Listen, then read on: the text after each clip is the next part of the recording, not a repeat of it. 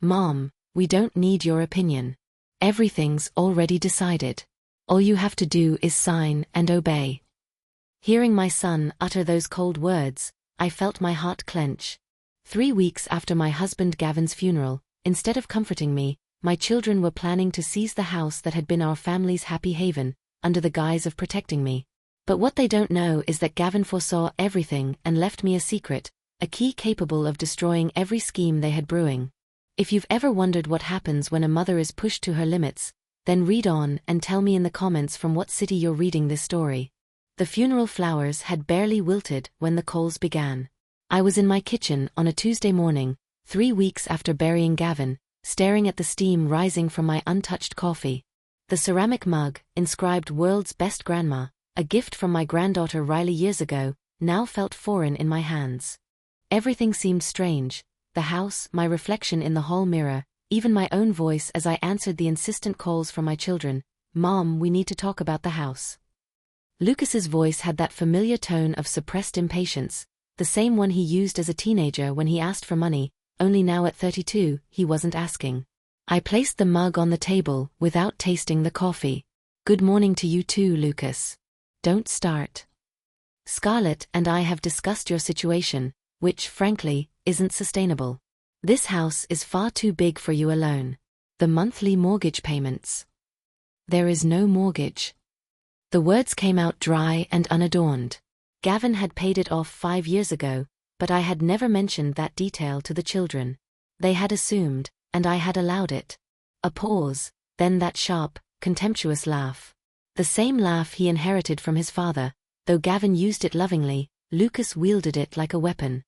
Mom, please. Dad's pension barely covers your medication.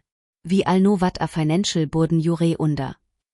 I walked to the window above the sink and looked out at the garden Gavin and I had tended for years. The roses needed pruning.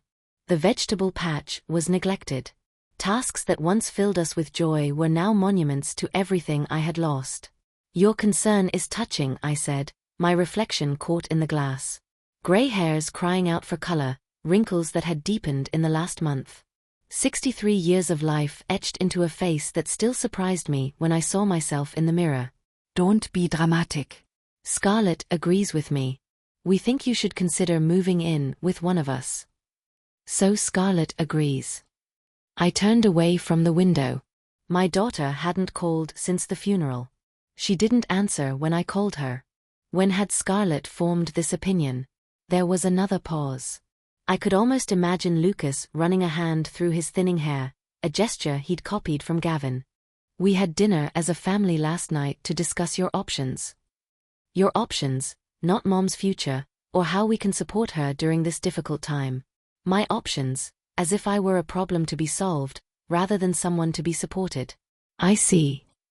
I opened the refrigerator, staring at the stacked Tupperware containers within, gifts from well-meaning neighbors that I hadn't touched. And those options include selling my house? It makes financial sense. You could help Evelyn and me with a down payment. We've been looking at this colonial-style house on Oakwood Lane, and Scarlett could use some support for Riley's college fund. It's a win-win situation. I closed the refrigerator door harder than necessary. A win-win situation. Mom, you know I didn't mean it like that, but he had said it exactly like that. His selfishness had always been clear, even as a child. It was almost refreshing compared to Scarlett's subtle manipulations.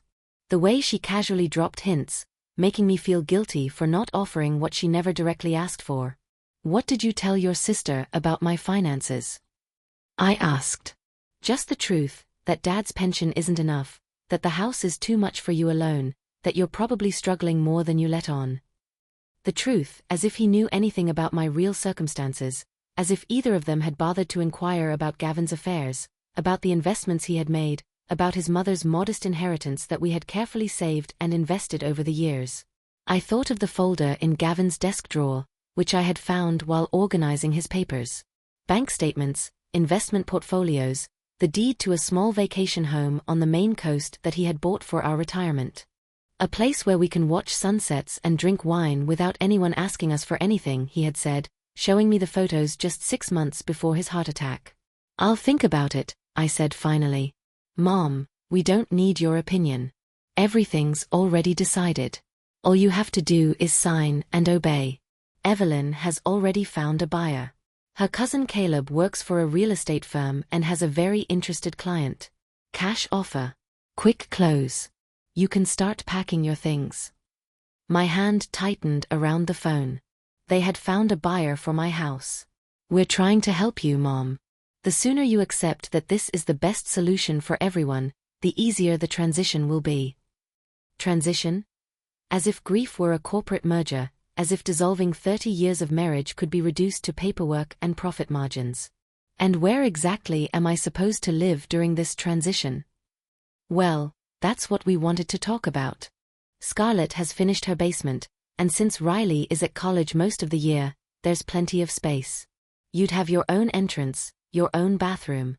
It could work. Perfect. Scarlett's basement, the same one that flooded every spring, where she stored the Christmas decorations and the exercise equipment she never used. The same basement they sent me to last Thanksgiving while the real adults ate upstairs. How generous of Scarlett to offer it. Actually, she's excited about the idea. She thinks it could be good for both of you. You could help out with Riley when she comes home from college. Maybe do a little cooking. You know, since Scarlett struggles with organizing meals. Right. Scarlett struggled with cooking, just as she struggled with laundry, cleaning, and even remembering to call her mother. But she was an expert at delegating those struggles to others, especially to the woman who had raised her to be independent. And Lucas? I asked. What's your role in all this? Evelyn and I will handle the house sale, obviously the paperwork, the negotiations. We'll make sure you get a fair price. Fair? I almost laughed. Lucas's definition of fair had always been tilted in his favor, like a carnival game designed to fleece the naive. I need to think about it, I repeated. Mom, there's nothing to think about. Caleb's client is serious. They want to close within a month. A month? They were giving me a month to dismantle the life Gavin and I had built together, to abandon the home where we had celebrated their birthdays and graduations, where we had nursed them through measles and their first heartbreaks and so many adolescent crises. I said I need to think about it. All right. But don't take too long. Good opportunities don't wait forever. The line went dead. I stood in the kitchen, phone in hand, listening to the sudden silence that filled the empty house. Outside, the neighbor's dog barked. A car door slammed shut. Life went on as normal while mine disintegrated. I walked to Gavin's study, to the desk where he had paid bills and planned our future for over 20 years. The folder was still there, hidden under old tax returns. I pulled it out and spread the papers on the wooden surface, which we had bought at a flea market when Lucas was still in elementary school. Bank statements with numbers that would open my children's eyes, investment portfolios that had weathered market storms and emerged stronger. The deed to the house on the Maine coast, accompanied by photos of whitewashed walls and a deck overlooking the ocean. Gavin had been a quiet, meticulous planner. He never boasted about money, never flaunted our security. Let them think we're struggling, he had once said when Lucas asked for another loan. It builds character. At the time, I thought it was cruel. Now I understood it as wisdom. My phone vibrated. A message from Scarlett. Mom, Lucas told me about the house. I know it's hard, but it really is for the best. Riley is looking forward to having Grandma closer. She already wants to discuss details. Riley, my granddaughter, the same one who spent summers with Gavin and me, who had learned to bake cookies in this kitchen and plant tomatoes in this garden, who called me every week her first semester of college, nostalgic and overwhelmed, seeking comfort from the grandma who always had time for her stories. When was the last time she had called me? 2 months ago. 3. I checked my phone for recent messages from her. Nothing since Christmas, when she sent a group text thanking us for gifts. No personal messages, no updates about her classes, not about her boyfriend, not about her summer plans. The silence surrounded me, heavy, laden with an inescapable truth. They had all moved on. Gavin's death had merely been an obstacle to be resolved, not a loss to be mourned together. And I was just another burden, another problem that needed to be efficiently managed. I closed the folder and put it back in the drawer. Then I went upstairs to my room, to the closet where Gavin's clothes still hung, imbued with the faint scent of his aftershave. I pulled a suitcase from the top shelf. It was time to start packing, but not the way Lucas expected. The law firm smelled of leather and old paper. A scent reminiscent of Gavin's study, though it felt much more imposing here. I sat opposite Sarah Jenkins, the estate lawyer Gavin had chosen years ago. A woman in her 50s with silver streaks in her hair and eyes that missed nothing. "Mrs. Miller, I must tell you, this is quite unusual." Sarah spread the documents on her mahogany desk. Each sheet neat and official. "Your husband was very specific about these provisions, but I never thought we'd have to implement them." I smoothed my black dress, the same one I had worn to the funeral, and kept my voice steady. Gavin always said I underestimated people's capacity for selfishness.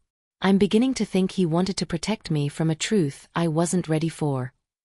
Sarah ran her fingers along the edge of a document. "The revocable living trust established by your husband gives you absolute control over all assets.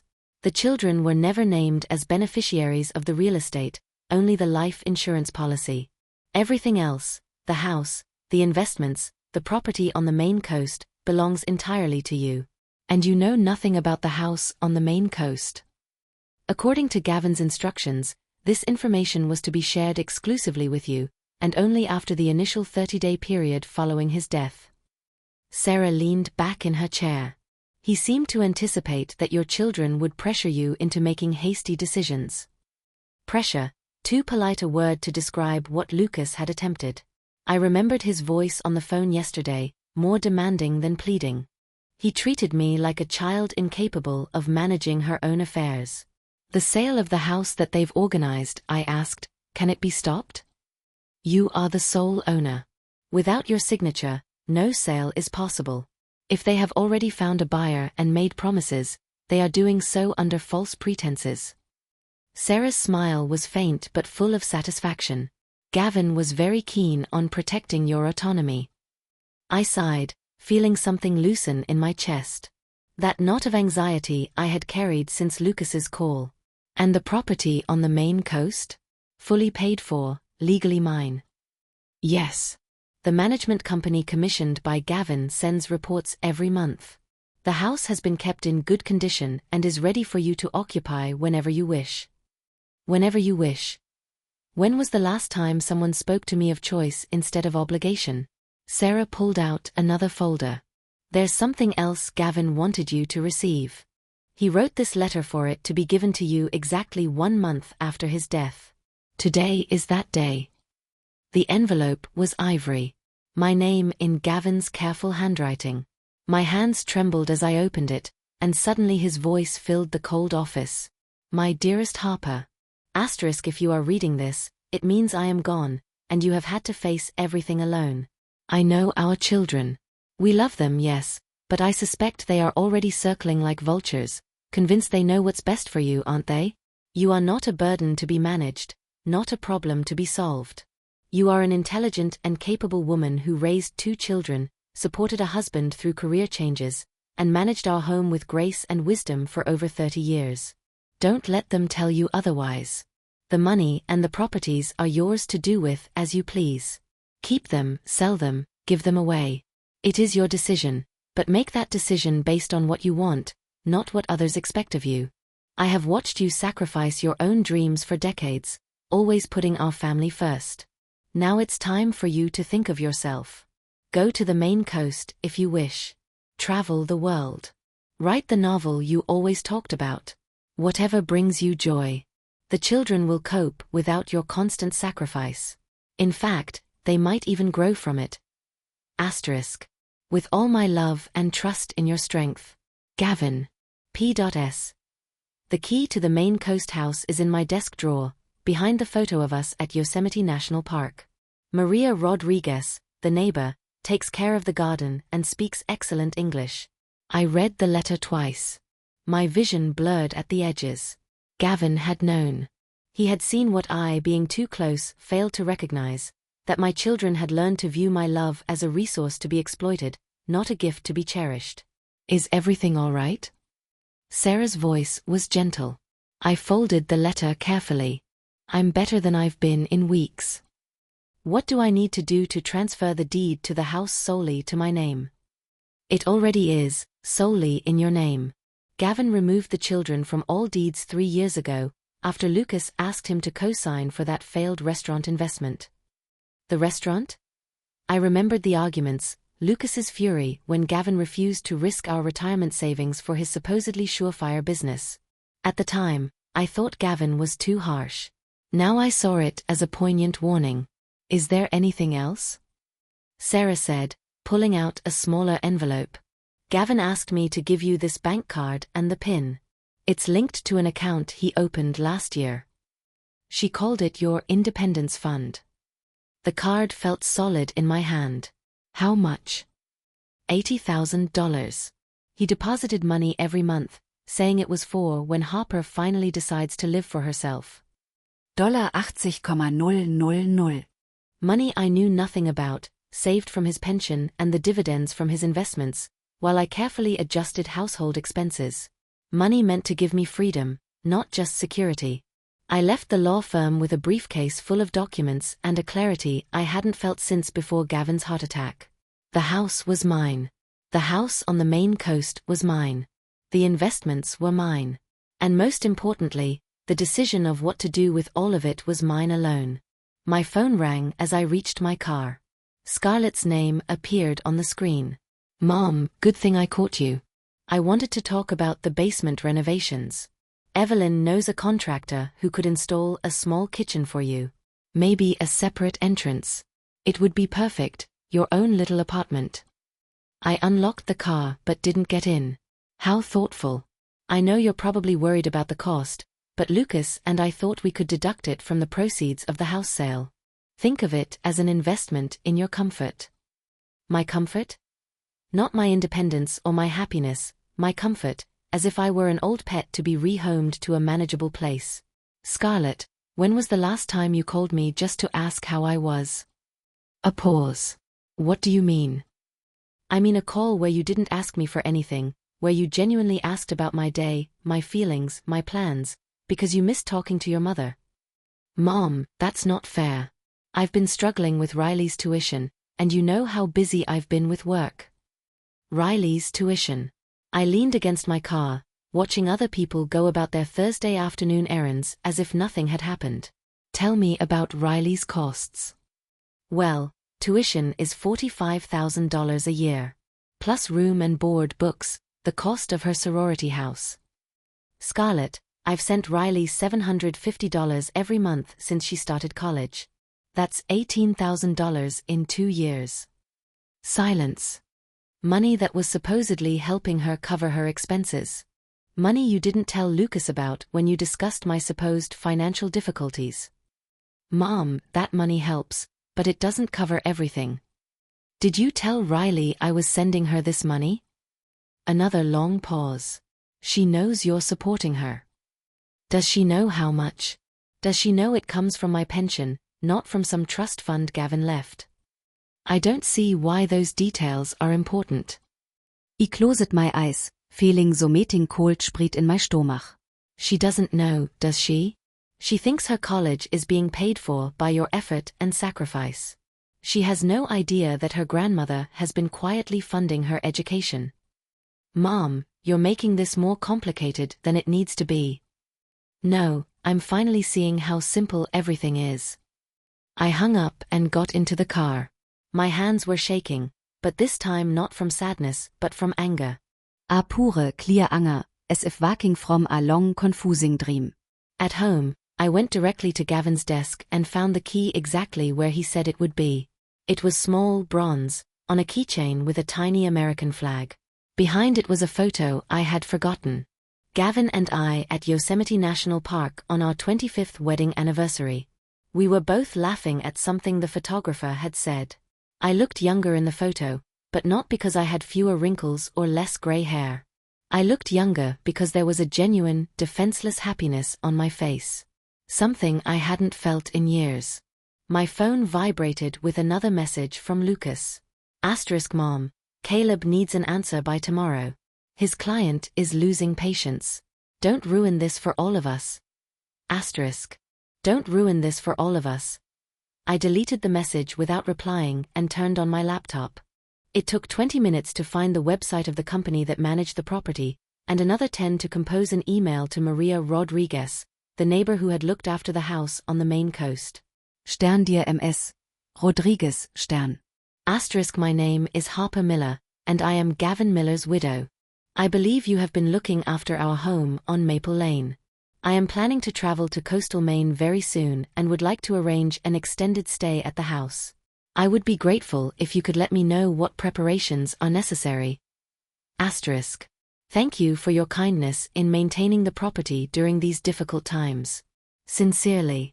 Stern Harper Miller Stern. I sent the message before I could change my mind. Then I retrieved the suitcase I had pulled out the day before and began to pack. But first, I opened the closet from Lucas's childhood and began to fill boxes with his trophies, old school papers, and the baseball glove Gavin had bought him for his 10th birthday. All the important things from his time in this house, carefully packed and labeled. I was in the middle of Scarlett's room when the phone rang. An unfamiliar East Coast number. Mrs. Miller, this is Maria Rodriguez. I just received your email, and I am so sorry for your loss. Gavin spoke of you often. Her English was unaccented, but her voice was so warm that it tightened my chest with an unexpected emotion. Thank you, Ms. Rodriguez. I hope I'm not inconveniencing you, but I'm thinking of traveling there very soon. Oh, it's no trouble at all. The house is ready. I check on it every week, and the garden is beautiful. Gavin would be so happy to know you're coming. When are you planning to arrive? I looked around Scarlett's childhood room, at the boxes of memories I was preparing for children who saw me as an obstacle to their inheritance. Next week, I said. I'd like to come next week.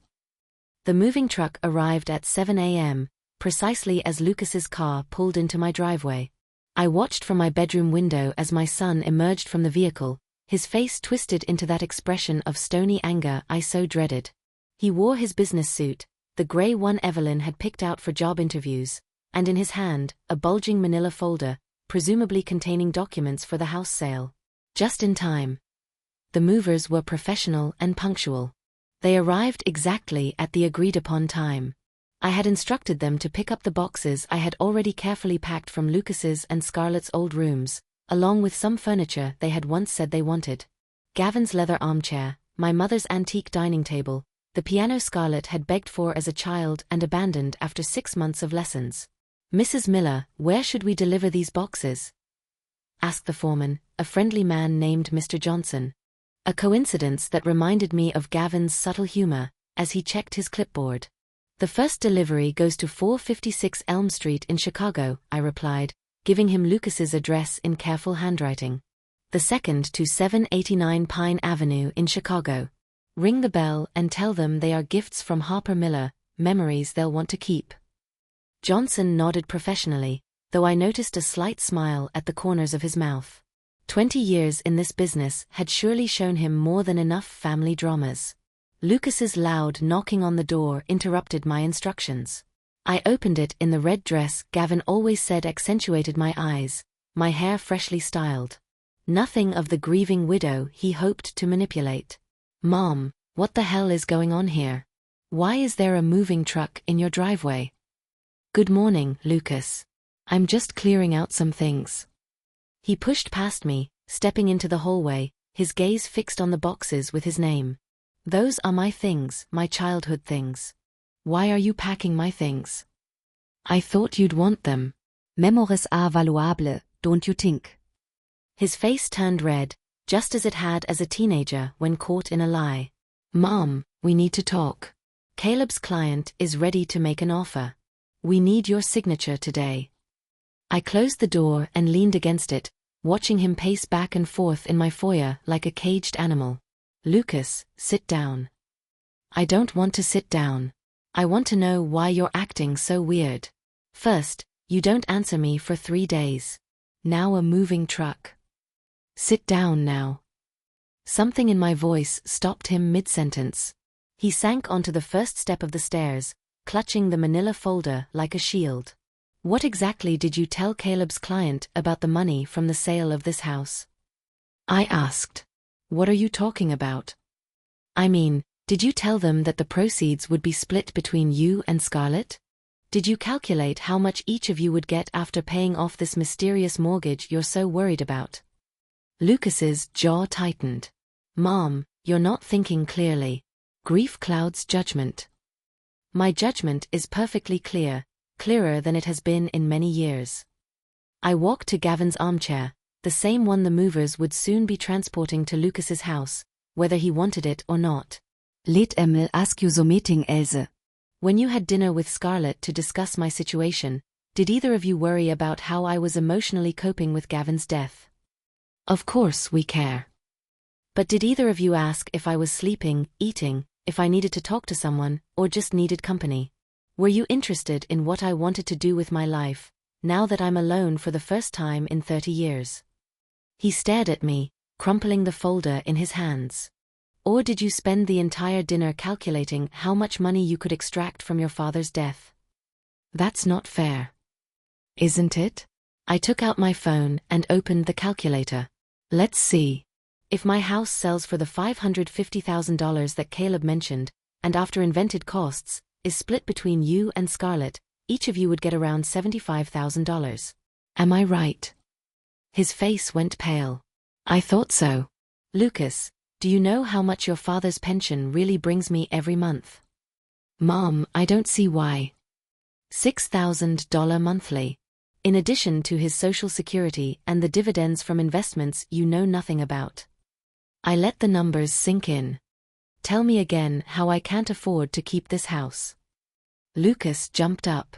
The folder fell to the floor. You lied to us. I never lied. You made assumptions, and I didn't correct your assumptions. That's different. You let us believe you were in trouble. You wanted to believe it. It was easier for you to treat me as a problem to be solved rather than a person deserving of support. The moving truck's engine rumbled outside. Through the window, I saw the men hoisting Gavin's armchair onto the truck bed. Mom, if you don't need the money, then why? Lucas paused. His business sense had finally caught on. Are you punishing us? I'm giving you exactly what you asked for. We didn't ask for this. Oh no? You asked me to leave my house. I'm leaving. You wanted my things distributed so I wouldn't be a burden. I'm distributing them. I picked up the folder he had dropped and glanced at the sales documents with Caleb's agency letterhead. You wanted to manage my affairs, but Lucas, the problem is, these are not your affairs. He tried to snatch the folder from me, but I held it out of reach. Mom, be reasonable. We can sort this out. Maybe you don't have to move in with Scarlett. We could find you a nice apartment. Something easier to manage. Easier to manage for whom? The question hung between us like a knife. Lucas's mouth opened and closed, searching for words that wouldn't dig him deeper. My phone rang. Scarlett's name appeared on the screen. Answer it, I told him. Put it on speaker. Lucas shook his head, but I picked up anyway and activated the speaker. Mom, what is this madness? There's a moving truck outside my house, and 2 men are trying to unload a piano I have no room for. Hello, Scarlett. The piano you begged for when you were 8. I thought you'd want it back. I don't want it back. I don't have room for a piano, and Lucas just called me with some absurd idea that you're not selling the house. The house isn't selling. Silence on the other end of the line. What do you mean it's not selling? I mean exactly that. This is my house. Gavin left it to me. I'm not selling it. But Lucas said you couldn't afford it. Lucas was wrong about many things. Another long silence. When Scarlett finally spoke, her voice had that cutting tone I remembered from her adolescence. Mom, I don't know what game you think you're playing, but there are people counting on this sale. I already told Riley she'd have a room in my house when you moved. Riley. I looked at Lucas, whose face had gone pale. Tell me about Riley, Scarlett. What about her? When was the last time she called me? I'm not keeping a tally of Riley's calls. The last time she called me was over Christmas break. She wanted to know if I'd sent her money for a spring trip. I walked to the window, watching the movers secure Gavin's armchair. She didn't ask how I was. She didn't mention missing her grandfather either. She just wanted money. Mom, Riley's a college student. They're selfish at that age. Really? Or has she learned from her mother that grandmothers are only there to provide financial support, without expecting affection in return? That's not it. You're twisting everything. Am I, Scarlett? How much money have I sent Riley in these 2 years? Silence. $18,000. $750 a month, directly to her account. Money you never mentioned to Lucas when you said I had financial problems. Money Riley thinks comes from your sacrifice, not mine. Lucas stared at me, now open-mouthed. You've been sending Riley money every month since she started college? Because I love my granddaughter and I want her to succeed. I turned away from the window and looked at them both. Lucas in front of me, Scarlett on the phone. But love shouldn't be invisible. Support shouldn't be a secret. When did my family decide that my contributions are only valuable when they're hidden? Scarlett's voice came through the speaker, now weaker. Mom, we never meant. Yes, you did. You meant exactly that. You wanted my resources and my presence, my money, without my opinions, my obedience, without my independence. I ended the call and looked at Lucas. The moving truck will be at your place in 30 minutes. I suggest you make room for your childhood memories. Mom, please, we can sort this out. How? The question froze him. I watched him search for the right words, the magic phrase that would give him back access to my resources without genuine respect or a true relationship. We could have dinner together as a family, talk about what you really want, what I really want. I laughed, surprised by the sound myself. Lucas, what I really want is to spend the rest of my life surrounded by people who see me as more than just an emergency financial resource. What I want is to wake up every morning without wondering which of my children will call to hold out their hand. What I want is for them to miss me for my company, not for my money. The moving truck's engine started outside. Lucas stood up. The business papers lay scattered at his feet. Where are you going? He asked. I smiled. The first genuine smile in months. So mir wäre warm. Lucas bent down to pick up the documents with hasty, desperate movements. Mom, you can't just disappear. We're your family. Are we really? I looked at him as he looked up from the floor. And for a moment, I saw again the boy who climbed into my lap after a nightmare, who asked for bandages for scraped knees and for stories to chase away his fears. I opened the front door, letting in the morning light and the sound of the truck driving away. I'll be in touch. The train ride to the Maine coast was 4 hours of crystal-clear insight. I sat by the window seat Gavin always preferred, watching the New England landscape roll by like a vast promise. The woman next to me, a chatty retiree from Denver visiting her daughter, tried to strike up a conversation during boarding, but something in my expression must have signaled not to press it. I wasn't ready for small talk or the casual intimacy of train confessions. I was too busy savoring the silence of my phone. For 3 days after Lucas left my house, they called incessantly. Lucas, Scarlett, even Evelyn, who had never called me alone in the 5 years of her marriage to my son. The voicemails started with apologies and grew increasingly desperate. Mom, I think there's been a misunderstanding. *Harper, it's Evelyn. Lucas is really upset. I think if we could just talk. Mom, Riley's asking about the money, and I don't know what to tell her. Alright Mom, you want to play games? Two can play at that. Don't expect us to come running when you realize how alone you are. That last message from Scarlett crystallized something essential. The threat was meant to hurt me, the idea that I would crawl back, begging for their conditional affection. Instead, it tasted like liberation. I turned my phone off that evening and didn't turn it back on. At the station, Maria Rodriguez waited for me in the arrivals hall, just as she had promised. She was a petite woman in her early 60s, with silver hair pulled back into an elegant bun and eyes that sparkled with warmth when she smiled. She held up a small sign with my name in careful handwriting. "Mrs. Miller, welcome, welcome." She hugged me as if we were lifelong friends, and to my surprise, I returned the embrace with the same intensity. "How was your trip? Are you tired? Hungry? The house is ready for you. I've prepared something simple, just the essentials until you can go shopping." Her English was flawless, with a faint local accent that made everything sound almost musical. We walked to her small Honda Civic, as she chattered about the weather, the neighborhood, and the garden she had tended in my absence. "Gavin was so proud of this house," she said as we drove through the winding streets of the coastal town. "He showed me pictures on his phone. You in the kitchen in Chicago, your grandchildren. He always talked about your grandchildren. 'My Harper will love this kitchen,' he'd say. 'She'll fill it with life.'" I pressed my lips together, not daring to speak. Gavin had spoken of me here, in a place I didn't know, to a woman I had never met.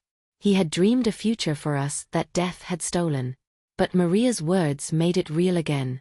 The house took my breath away.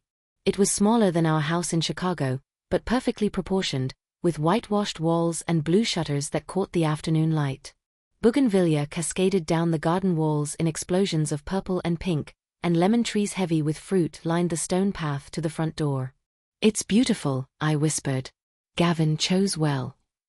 Maria produced the bronze key I had found in his desk. "Come, I'll show you inside." Inside, it was cool and bright, with terracotta floors and windows that opened onto a small patio overlooking the ocean. The furniture was simple but elegant, a cream-colored sofa, a wooden table for four, built-in bookshelves waiting to be filled. In the kitchen, copper pots hung from hooks, and the countertops were covered with blue and white tiles that echoed the sea beyond.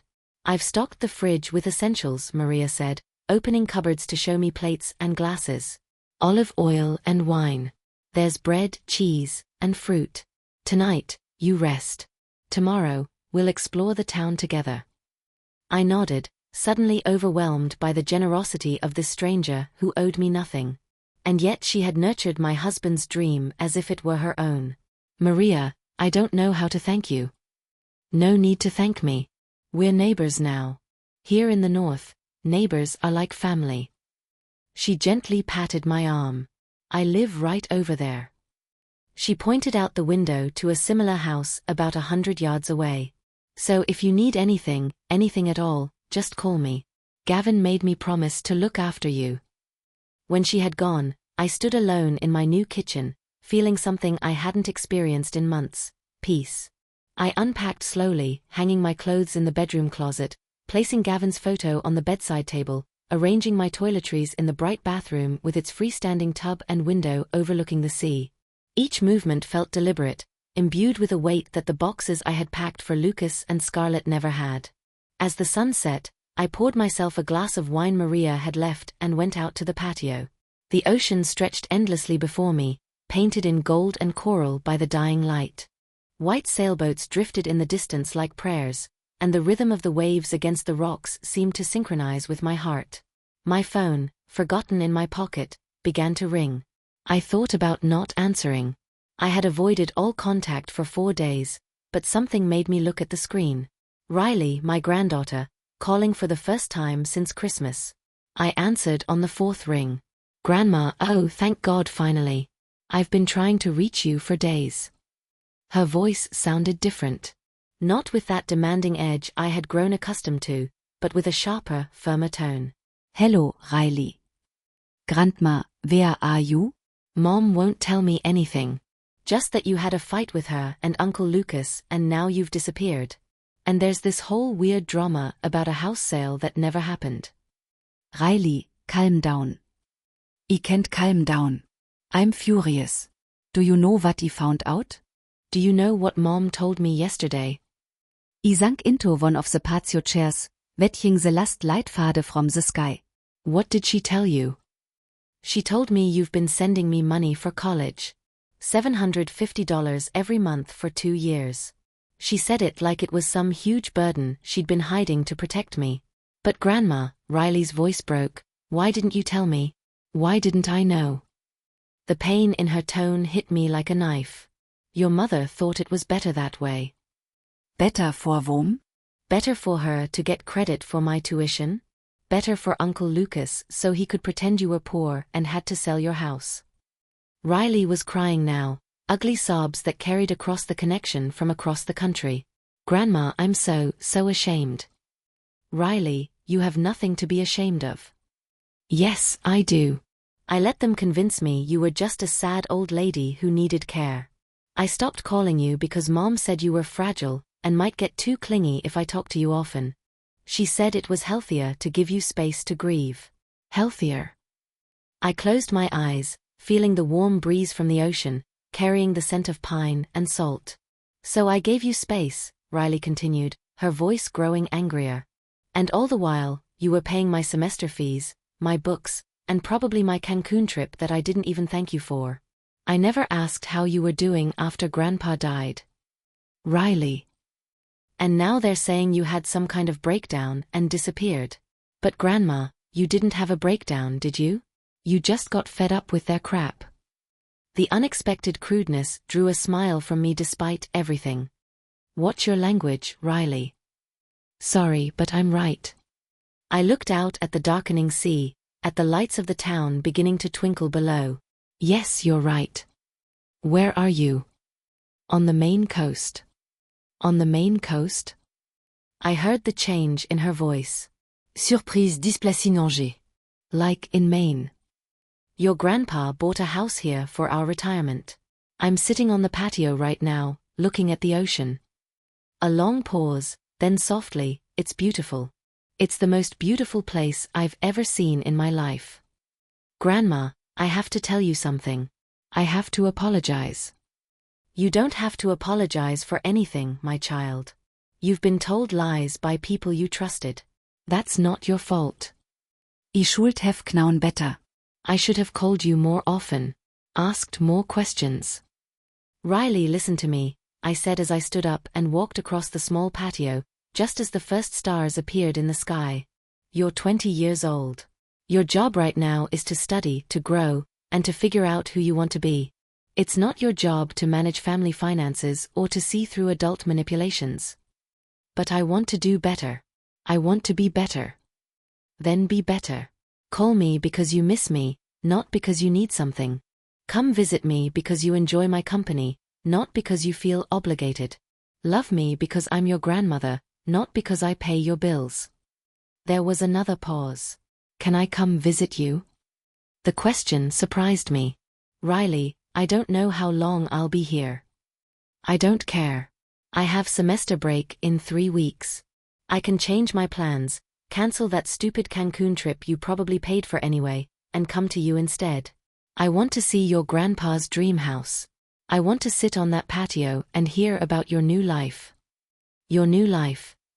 That phrase filled my chest with warmth. And what would your mother say? I don't care what my mother says. Actually, no, that's not true. I do care, but I'm not going to let what she says control my decisions anymore. Riley's voice sounded firmer, more determined. Grandma, I'm 20, and I just realized I don't really know you at all. I know the version of you they showed me. The grandma who bakes cookies, sends birthday cards, and comes to family gatherings with homemade pie. But you're not that person, are you? I thought of the woman who had defied Lucas and boarded a train to the Maine coast with no return ticket. No, I said, that person isn't me at all. Good, Riley replied emphatically. I can't wait to meet the real you. After I hung up, I stayed in the dark for a long time, listening to the waves, feeling something new stir within me. For the first time in months, I looked forward to tomorrow, and for the first time in years, I didn't feel alone. 3 weeks later, I watched Riley emerge from the Chicago airport terminal and barely recognized my granddaughter. The polished student I knew from Christmas photos, with perfectly straightened hair, camera-ready makeup, and clothes chosen for Instagram likes, was gone. This time, Riley wore worn jeans and a plain white t-shirt, her dark hair tied back in a messy bun. Her face was free of everything but sunglasses and a genuine smile that illuminated her entire expression. Grandma. She dropped her backpack and ran toward me, and I found myself in an embrace that had nothing to do with the quick, cool greetings at family gatherings. This hug was desperate, grateful, real. "Let me look at you," I said, taking her by the arms to get a good look. She was thinner than I remembered, but she had a new firmness about her that she hadn't possessed before. "You look incredible," she said, scrutinizing my face with the same intensity. "Truly incredible. Your tan, and your hair. Did you cut it?" I ran a hand through the short haircut Maria had coaxed me into at the village salon. "Just a bit. It's perfect. You look." She paused, searching for words. "You look like yourself." On the drive north, Riley leaned her face against the passenger window like a child, marveling at the canola fields and the thatched roof houses, asking questions about everything we passed. Her enthusiasm was infectious, reminding me of Gavin's wonder on the few trips abroad we had taken together. "Here we are," I said as we turned into the driveway of the house on the Maine coast. "Your grandpa's dream." Riley stood in the garden for a long time, looking at the bougainvillea, the lemon trees, and the patio where I had spent so many hours reading and writing in my newly begun journal. Then she looked at me, tears in her eyes. "He knew, didn't he? He knew you would need this place." "I think so." That first afternoon, we sat on the patio, eating a casserole Maria had prepared for Riley's arrival. The older woman fussed over her as if she were her own granddaughter, and I watched Riley respond with a natural warmth that had been missing in her interactions with her parents. "Tell me about your life here," Riley said, settling into the chair next to me as the sun began to set. "I want to know everything." So I told her about my morning walks through the village, about how the shopkeepers already knew my name and my preferences, about the English lessons with Mr. Johnson, the retired teacher who lived at the end of the street, and about the book I had started writing. Not the novel Gavin had encouraged me to, but a memoir about marriage, motherhood, and the slow erosion of one's self. What happens when love becomes duty, and duty becomes obligation? "You're writing a book?" Riley's eyes widened. "Grandma, that's amazing. I had no idea you wanted to write." I didn't either, until I had enough quiet to hear my own thoughts. Riley was silent for a moment, then she said, "Mom called me yesterday." I stiffened, but Riley held up her hand. "She tried to convince me not to come. She said you were having some kind of crisis, and seeing you could make everything worse. She said I was selfish for coming here instead of spending my semester break with family." "What did you tell her?" "I told her it might be time for someone in our family to be selfish for you." Riley's voice had a sharpness of resolve I had never heard in her before. And then I asked her directly, "If Grandma was really having a crisis, why didn't either of you come to check on her? Why didn't you call her directly instead of talking about her like she's a problem to be managed?" "What did she say?" "Nothing." She couldn't answer, because that would have revealed the truth, that they don't actually care about your well-being. They care about access to your resources. This harshness should have hurt me, but instead, I felt validated. "Riley, I want you to understand something," I said cautiously. "I don't expect you to take sides in this. Lucas and Scarlett are family too." "No." Riley's voice was firm.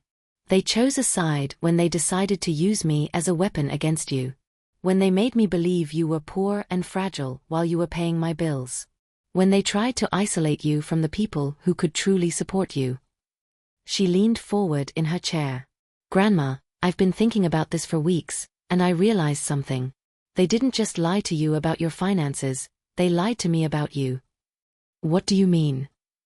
"They made me believe you were a frail old lady who needed to be protected from any strong emotion.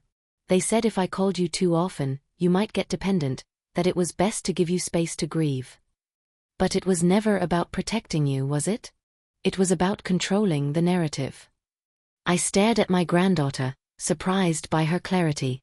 What they wanted was to isolate you until you were desperate enough to accept their terms, and they wanted to keep me away too, so I wouldn't see what they were doing to you. Riley clenched her fists. "You know what the worst part is? It almost worked. I almost became someone who ignored her grandmother's loneliness just because it was easier. But you didn't become that person, only because you forced the truth into the open. If you hadn't made the decision to leave, if you hadn't forced them to show their true colors. Riley shook her head. Maybe I would have gone my whole life without knowing who you really are. We remained in quiet stillness as the stars began to twinkle in the sky. Finally, Riley spoke again. Can I stay longer than a week? The question surprised me. And college? I talked to my professors before I came. I can do the rest of the semester remotely, write papers, take online exams. I just don't want to go back yet. I want real time with you. Time that isn't measured in holiday visits or purpose-driven calls. Your education will be there when you're ready to resume it. But this opportunity, this time with you, might not repeat itself. She looked at me with Gavin's eyes, firm and resolute. Grandma, I'm 20, and I just realized I've never had a real conversation with you. My whole life, you've been the person who remembers birthdays, sends little packages, and comes to family gatherings with pie. But I don't know what makes you laugh, what you dream about, or what you were like before you became our grandma. Do you want to know those things? I want to know everything. The next morning, Riley accompanied me on my daily walk through the village. She charmed the baker with her attempts to speak the local accent, helped Maria in the garden, and listened, fascinated, as Mr.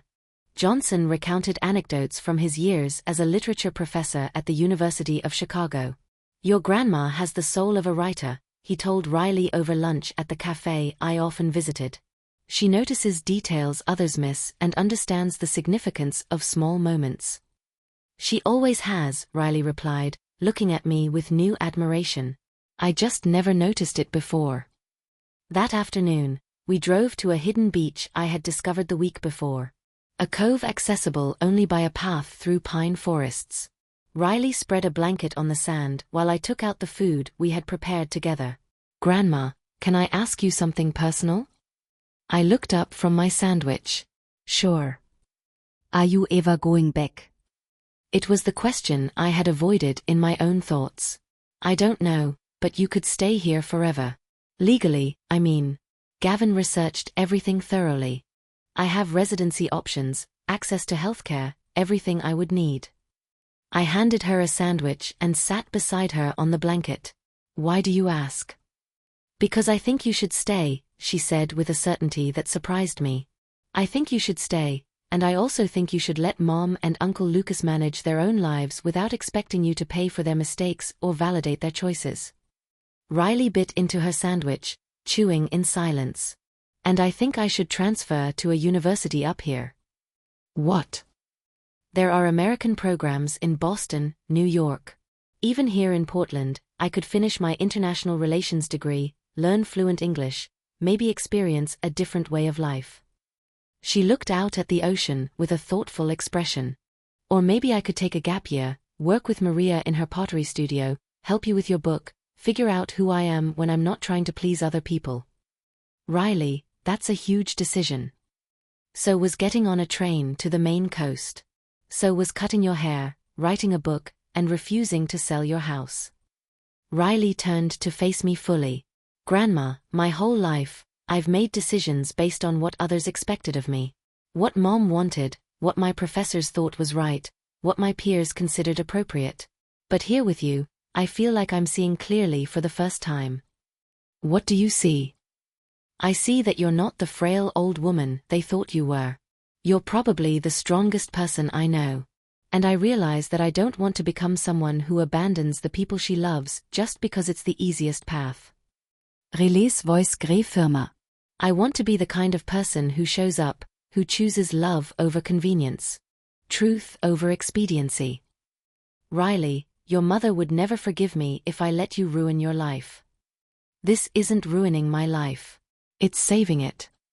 Riley took my hands in a warm, secure grip. Grandma, I've been sleepwalking through college, fulfilling what was expected of me. But now I'm awake, and I want to dedicate this awakening to someone who sees me as more than just a project to be managed. That same afternoon, we called the university together to request a leave of absence for Riley. Then we called Maria to ask about the possibility of an apprenticeship in her pottery studio. Finally, with the setting New England sun behind us and the sound of the waves as background music, Riley made one last call to her mother. Mom, it's Riley. I'm extending my stay on the Maine coast. No, I'm not having a crisis. I'm having an epiphany. I understand you're angry, but I'm 20 years old, and it's my decision how I spend my time. Actually, Mom, that's exactly what I'm doing. I'm choosing Grandma because she's the only one in the family who has treated me like I truly matter beyond what I can offer. Riley hung up and turned off her phone. Any regrets? I asked. She smiled. Gavin's smile, full of determination. Only one thing, that it took me 20 years to realize where I belong. As we sat on my patio on the Maine coast, and the stars emerged over the ocean, I understood that my story of loss had transformed into a story of finding. I had lost the illusion of a family that demanded my diminishment. But I had found the reality of a family that celebrated my strength. And for the first time since Gavin's death, I wasn't just surviving. I was living life to the fullest. And so the truth eventually came to light. Those who act out of greed and selfishness always receive their just deserts in the end, while those who preserve their dignity and sincere love find the peace and happiness they deserve. A house is not just a roof over your head. It is also proof that justice always finds its place. And you, if you were in this situation, would you remain silent, or would you defend what is yours? How do you feel today? From my heart, I hope your day is filled with tranquility and smiles.